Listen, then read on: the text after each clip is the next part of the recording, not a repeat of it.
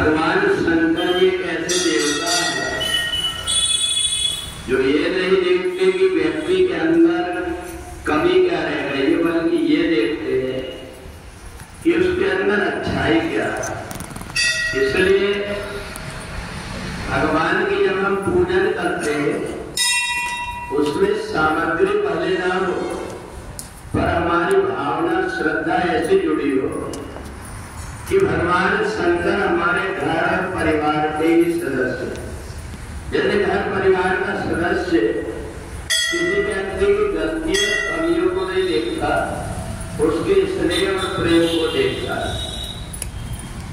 परंतु कई बार हम दूसरे लोगों के कहने में उलझन में फंस जाते हैं कि शंकर जी के ऊपर हम एक लोटा नहीं, एक लोटा ऊपर दूसरा लोटा रख करके जल चढ़ाएंगे तभी प्रसन्न होंगे। भगवान शंकर की ऐसी पूजा करेंगे तभी प्रसन्न होंगे। तो हमें अपनी श्रद्धा की तरफ देखना चाहिए।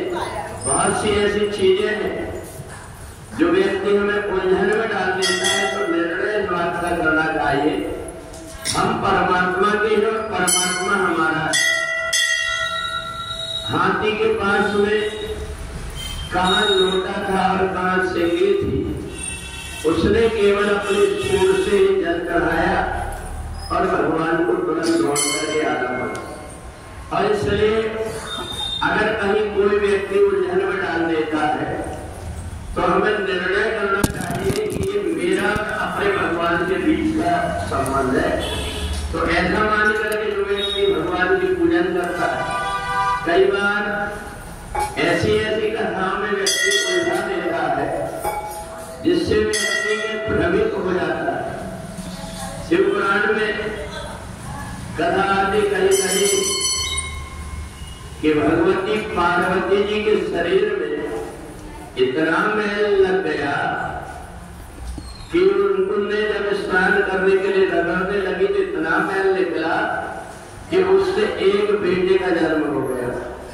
जबकि भगवान नारायण ने देखा कि माता कार्तिकेय को अपने गोद में लेकर के बड़े स्नेह से दूध पिला रही है, तो भगवान भोलेनाथ ने जैसे ही देखा कि भगवान विष्णु बड़ी श्रद्धा से देख रहे हैं, तो भगवान विष्णु के मन में ऐसी इच्छा हुई कि अगर मैं भी माता पार्वती की गोद में होता तो आदि शक्ति भगवती जगदम्बा मेरे को भी दुग्धपान कराती और उनके शरीर से तेज निकल करके माता पार्वती जी के शरीर में आया।